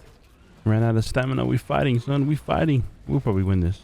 Looks like we'll win. And yes, we did in fact win this fight. I then harvested this creature and got a bunch of new resources that we didn't yet to find. I chopped it up and then gathered some bones from its body. Once we regained some stamina, I flew back to our base and deposited some of our goods into the primal workbench. We could now craft a demonic rocket launcher. I just needed to gather a bunch more of these resources. So the very next morning, one of our legendary wyverns had grown up, which we named Joseph D, and I began this very long grind, killing these primal resurrected creatures. Killing these things is a massive process because they have a massive amounts of health. Even the low levels took a long time to take down. Not only that, we kept running out of potions, so having to restock them became quite an issue as well. I made sure to have stamina potions on hand so we didn't run out of stamina at least. At times I even tried to get the cinematic angles, and on certain days we just had to go around killing other things so we could get that damage multiplier up to try and make this process a little bit easier. Like in this particular instance, we were doing 30,000 damage per hit along with bleed damage and inflame damage. But ultimately it still took us a long time to take these big dinos down. down. We're after the Primal Polymer and Electronics, and each one that we killed doesn't drop a lot.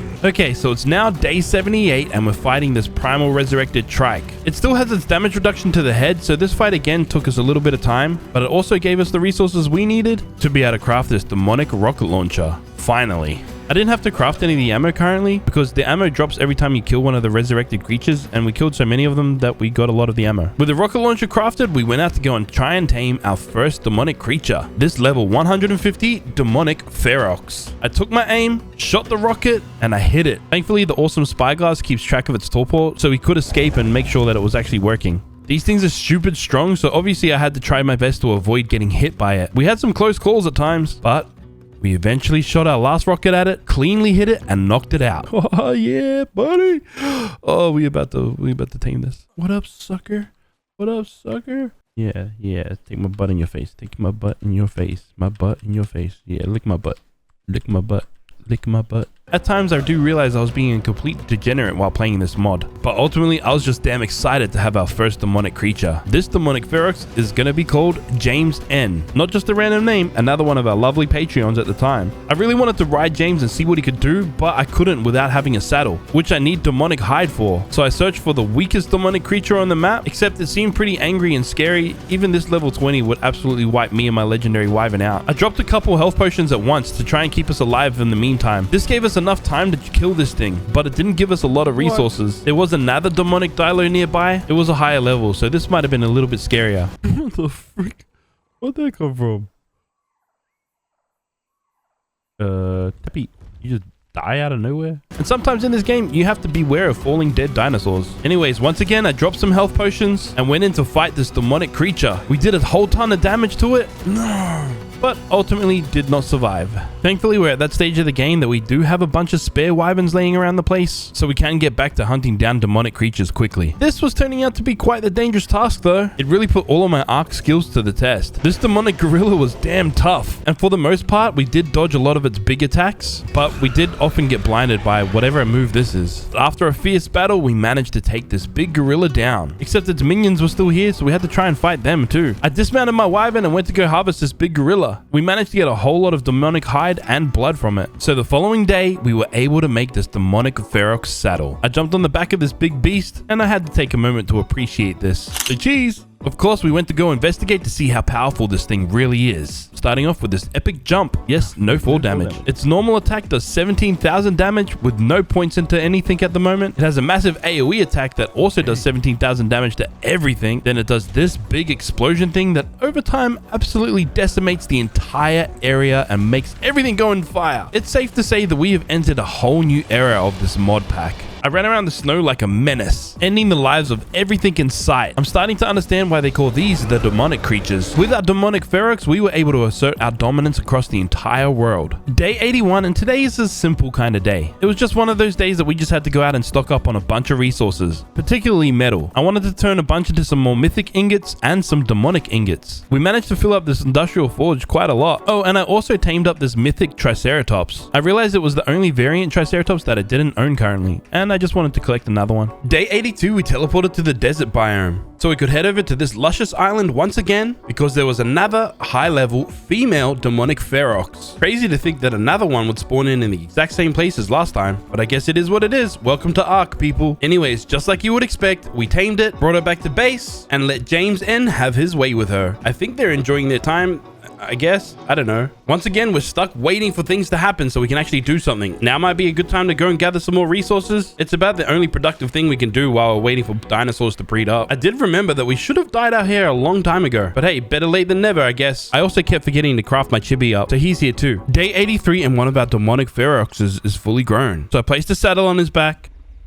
fed him a whole bunch of these large experience potions, leveled him up a bunch, ran and leaped out into this world, making an epic entrance before we go and murder everything. Oh my lord. Yes, this was a good choice. This guy is absolutely beastly. Dead. Oh my gosh. Whilst running around, we found ourselves this Primal Resurrected Bronto, which I began fighting, threw down my big special attack, and absolutely melted this red skeleton. How do I get the loot? Will I burn? I'm not going to burn him. I'm not burning. Oh, this is handy. Now I just gotta find the freaking bag with all... Ah, there it is. There it is. Found it. With the extreme power of this demonic Ferox, we were able to take down primal resurrected creatures so quickly and efficiently. It was exciting having a creature this powerful. But then I decided I wanted to try and tame a different type of demonic creature. These demonic dilos have been causing us so much trouble, but I kind of thought it'd be cool to tame. That's if I could actually hit it with my rocket launcher. It's handy when it gets stuck in between these rocks like this though. Oh, direct hit. You are asleep. Yep, you're down. We successfully tamed this level 145 demonic dilo and claimed it as part of our family. Day 84, and we had to go find a male counterpart to our current demonic dilo. It's always a little bit more trickier to try and tame these creatures when they're amongst all these trees, and then some mistakes can happen. No, Danielle!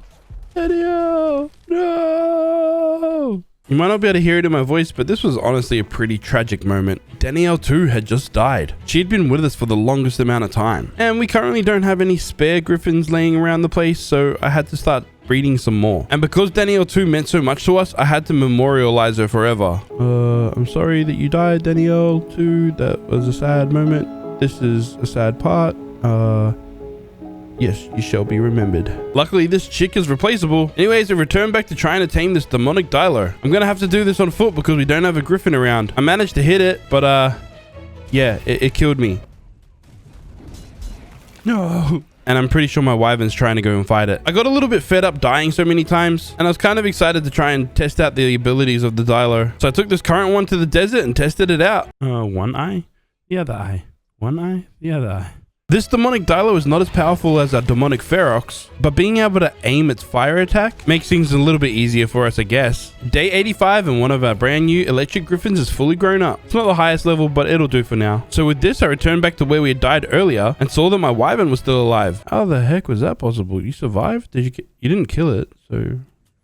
Okay. Then we return on our mission to try and find a mate for our current dilo. These demonic dilos are a little bit harder to hit with these rocket launchers. The rockets are slower than most bullets, and obviously the dilos are a lot smaller target. Took us a little bit of time, but we managed to knock this guy out and secure a friend for our current demonic dilo. We have a bunch of crazy powerful bosses that we're soon gonna have to fight. So regardless if these demonic creatures are good or not, doesn't matter. They can just be a part of our army. Now we're just gonna have to wait while they all breed up. I can't lie, these baby demonic dilos are pretty cute. Cute in like a scary, sadistic, killing, like I want to murder you kind of way. Speaking of crazy powerful bosses, this is one of them right now. The Nightmare Kano with 40 million health. This is a low level, so I figured let's just try and take it on. I dropped my Ferox's ultimate attack, which seemed to do quite a bit of damage. I can't lie, this fight was scary, but I was surprised that we were chipping away at its health quite nicely. And then I moved away for a second just to try and reposition myself, look back at this Nightmare Kano, and it started healing up again. What in the holy heal your bumhole thing is that?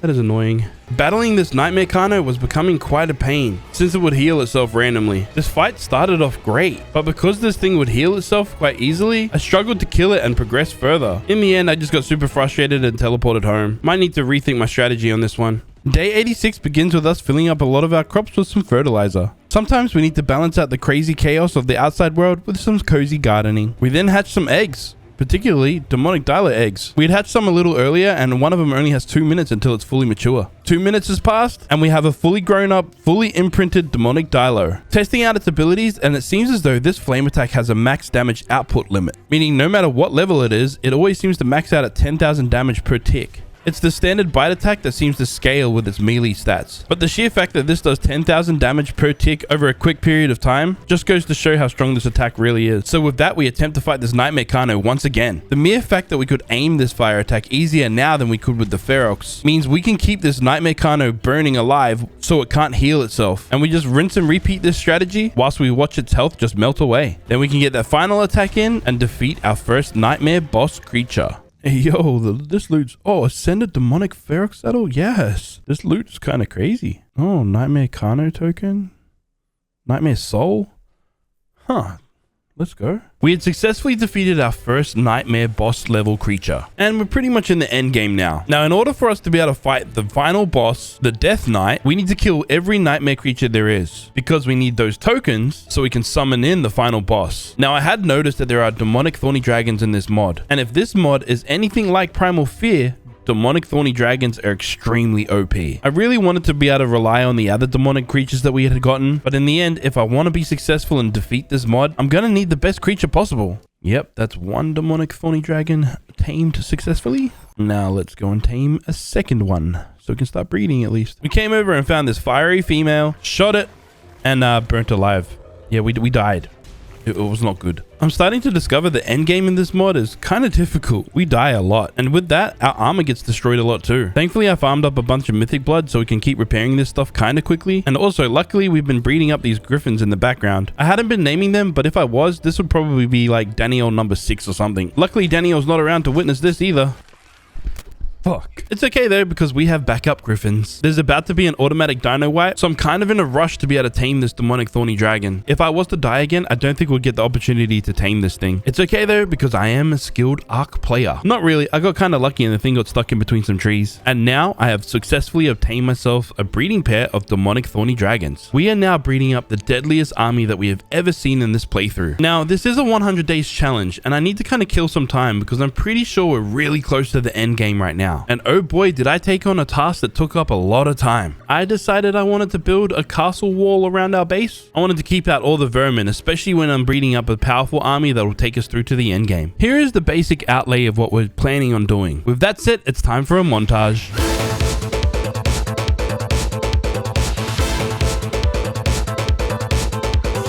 Day 90, and no, we haven't finished working on this castle wall, but one of the people on the server's base got destroyed, so I wanted to go help him out. Yeah, you guys remember Warfire? His base is kind of completely gone now. So I added him to our Game Over Alliance, teleported him back to my base, and gave him a bunch of basic armor and tools. You can't say I don't look after my peoples, and I don't want to give him too much. It'll kind of ruin the fun of playing through this mod. Anyways, we should probably get back to building this castle wall.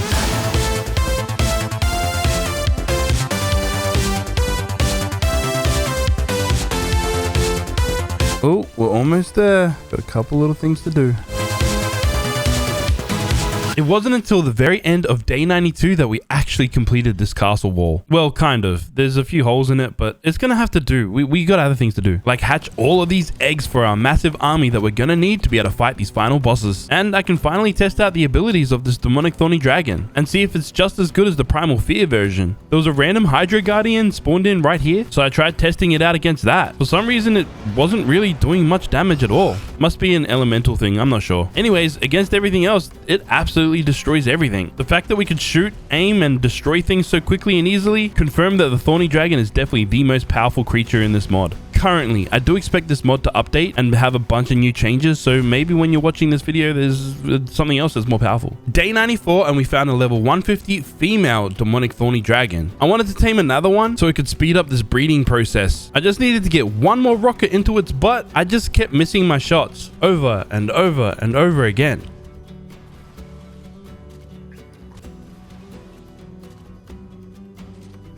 Until it finally got stuck in a wall, and yeah, I couldn't miss this one. Also, when this one tamed out, it had some really good post-tame stats. I named it Beefy Girl. Then I traveled to the snow because I needed to go kill some more demonic creatures. My goal right now is to collect a lot of blood and hide from these demonic creatures so that I could eventually upgrade the saddles of my thorny dragons to help us with these late game boss fights. It's already day 95, and I think we kind of lost track of time. I need to be fighting these nightmare bosses now if I plan on defeating the final boss before day 100. I'm going to start with this low-level nightmare Triceratops. Thankfully, this fire attack doesn't get mitigated by its damage reduction to the head, probably because the thing's getting burnt all over. It's also nice that this attack slows them down, so we're able to stay at a safe distance and just keep shooting, making this particular fight a piece of cake. Alrighty then, that's one nightmare Triceratops down and dead.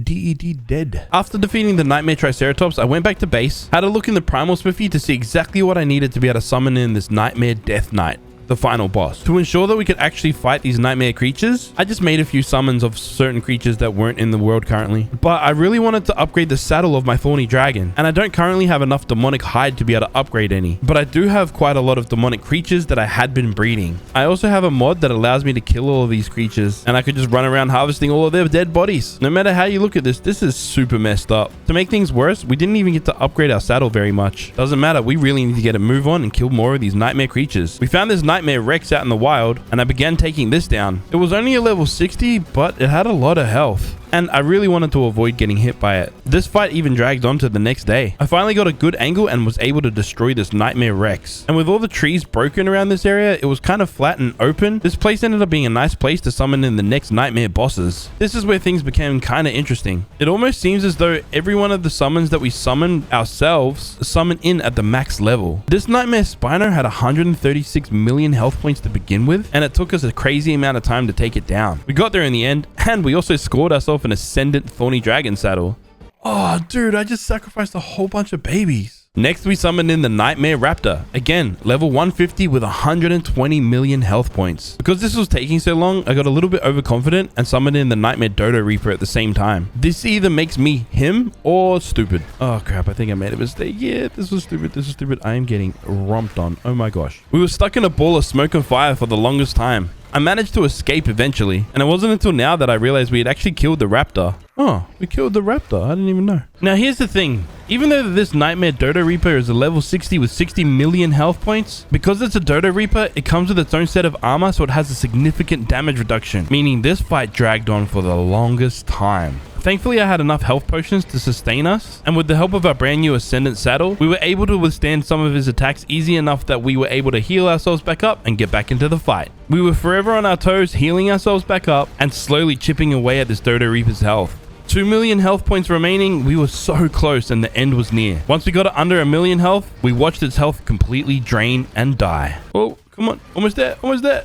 Yes. Oh my gosh, that took so damn long. That was all of our summoning scrolls used. It was time to head back to base to see what else we needed to be able to summon in the Death Knight. Oh, we only need to kill one Nightmare Yudi and we're ready for the big boss fight. With the big boss fight coming closer, we needed to make sure we had an army to be able to fight this thing. I made sure to hatch all the eggs that we had currently in our soul terminal. Then we flew over to the snow so we could fight this Nightmare Tyrannosaurus. I entered this fight with an abundance of confidence, but I was quickly humbled. I forgot that the Tyrannosaurus's fear roar would scare me and my demonic thorny dragon away. This becomes a massive problem because every time we get scared away, the Yudi has a chance to heal back up. So I quickly had to switch my strategy up. In order to avoid getting hit by that fear roar, I had to make sure I kept a big distance between myself and this Nightmare Tyrannosaurus. And every time I got far enough away, I had to make sure I rained Hellfire down on this Nightmare Yudi. The strategy was working, although it was very slow. Just as expected, I made the mistake and let it get a little bit too close to me. Oh, we fear roared again. God damn it. This ended up being kind of okay because we got slammed against this wall, which means we didn't run away too far. And as soon as the fear roar was over, I was able to start attacking again. We got fear roared once again, but as soon as the effect wore off, we were straight back into the fight. And I feel like we're doing more damage now because we could keep this Yudi in one spot. It stayed in the fire. We did get fear roared a couple more times, but this strategy seemed to be working. We were rapidly draining its health, but then I got fear roared that sent us far away. Oh no, this is bad. This is bad. This is bad. Come on, give me control. No, not in the water, you stupid. Thankfully, once it weared off, the Yudi had followed us the entire way. It healed up only a little bit, so we were able to get stuck against this wall once again. So this time, I made sure I ran towards this wall. So if we got fear roared again, we just ran straight into the wall. 5 million health left, and we got fear roared once again. Oh my god, we're so damn close. Back in this fight, once again, we are so close. All we need to do is completely finish him off. We got fear roared. 300. No. Oh, no. Oh my god, he's almost dead. He managed to heal back up, but we're back into this fight. We're going to finish this guy off right now. We have to. Yes, yes, yes. About freaking time. It's now day 98 and we've collected everything we need to be able to summon in the final boss. But we're not quite ready to be able to fight him just yet. I'm going to need a massive army to fight him, and a lot of these baby thorny dragons need some time to grow up. I had one final peek at the shiny dino tracker to see if there was anything of interest on the map, and there really isn't. I really do wish I had further use of this mod, but I suppose it is what it is. We now need to try and find a way to kill some time while we wait for our army to grow. So I figured maybe we could decorate our base a little bit by placing in mine and all of my friends' chibis. I also had to make sure that they look good by having adequate lighting. I will admit, all of my friends have some pretty dope chibis. Tell me, which one is your favorite? With that done and a couple of our babies grown up, I threw them out in our yard. Because they grow up in the soul balls, until you throw them out, they're not fully healed because of the imprint that they get. This way, we just throw them out and then I put them back in the soul balls and they can heal up passively over time because now they considered fully grown. It's a weird process, but yeah. I then found our strongest one, placed the Ascendant saddle on it, fed it the max experience potion, and started pumping all of its stats up. This will be the thorny dragon that we ride into the fight. Of course, I had to name this one. So I decided to name it Subscribe Please. Okay, thank you. Did you do it? Did you do it? Subscribe now? Fuck. In the end, we settled with just subscribe. It's now the morning of day 99, and today is the day that I've decided to start preparing for this final boss fight. I wanted to make sure that the place that we summoned this guy in was a nice open place, but also a place that could kind of sandwich something in if we needed to. I really like this place. The backdrop's kind of nice as well, I suppose. First things first, I need to clear out all the vermin. Then I needed to get out all of our army, place levels into them, and heal them up as well. I knew that this was going to be quite the process. That's why I decided to come here a day earlier than I kind of expected. I used photo mode to check to see how our army was looking, and although fierce and deadly, I think we're going to need a few others to help us out. With that, I teleported back to base and emptied out my SCS terminal of everything that I had. It's already day 100, and now is the day that we need to fight these guys. I got out the rest of the dinos that were going to help us fight, including our elemental guardian bosses. I felt inspired, so I decided to name these guys. They somehow remind me of my childhood. I named the electric guardian Zapdos. This hydro guardian we named Articuno, and the volcanic guardian we named Moltres. I then threw out all the other dinos we had in our pockets, and I believe now we are prepared to fight. Oh, and that Oasis is not ours. That's just there. I went ahead and began summoning the Nightmare Death Knight. 190 million health. It was time to fight this final boss. We have spent 100 days preparing for this exact moment. I sent in my entire army. I couldn't see anything that was happening, but I was sure that everything was dying. Holy crap, I can't see anything. All we could see was numbers on the screen. I got thrown away a little bit, but I was healing up. Once the dust settled a little bit, I realized every one of my other creatures is now dead. What the frick? He summons in freaking minions? Not only is this Death Knight extremely strong, but he also summons in nightmare creatures. I didn't know that this was going to happen. Everything got deleted. Everything got deleted. At this point, I was fighting for my life. I couldn't see what I was shooting at. I was just shooting. I was trying to heal myself up as much as possible, but I had no idea if I was doing any damage to this Death Knight. Oh, there we go. I think we're about to die. I can't heal nothing. It looked like we were about to die. Yes. I couldn't heal quick enough. There we go. Now we're dead. It did look like we had a fighting chance at one point there, but I was ultimately pretty disappointed that we didn't defeat this guy. I returned back to this crime scene, and the Death Knight was healing up rapidly. I managed to find myself a bunch of creatures, and in a last-ditch effort to fight this guy, I threw out everything that I had left. They didn't last very long at all. And neither did we. Anyways, thanks you guys so much for watching this video. Unfortunately, we did not win. Massive shout out to all my Patreons, YouTube members, and Twitch subscribers. Make sure to go follow me on all the platforms. Go copy yourself some merch from the links below. Until next time, peace.